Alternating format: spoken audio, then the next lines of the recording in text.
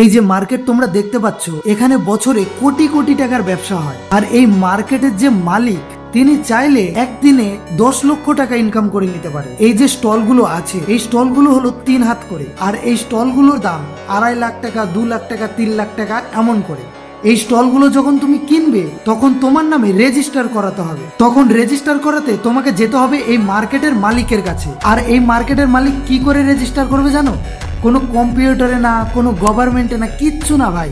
ইনি কি করবে, একটা জেরক্স বের করবে। সেই জেরক্সে মার্কেটের নাম আর তোমার যে স্টলের নাম্বারটা থাকে সেটা লেখা থাকবে। আর সেখানেই একটা 3 টাকা দামের পেন দিয়ে শুধু আগের মালিকের নামটা কেটে তোমার নামটা বসিয়ে দেবে।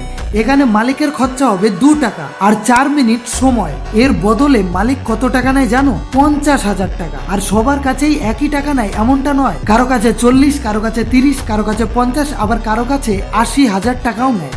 আর এখানে মার্কেটে যারা ব্যবসা করে তারা কিছু বলতেও পারবে না, কারণ তারা মালিকের একটা সিস্টেমের মধ্যে কাজ করে। সত্যি কথা, এই মার্কেটের মালিককে দেখে আমি অনেক কিছু শিখতে পেরেছি। একটা বড় বিজনেসম্যান হতে গেলে সিস্টেম ক্রিয়েট করা অবশ্যই প্রয়োজন।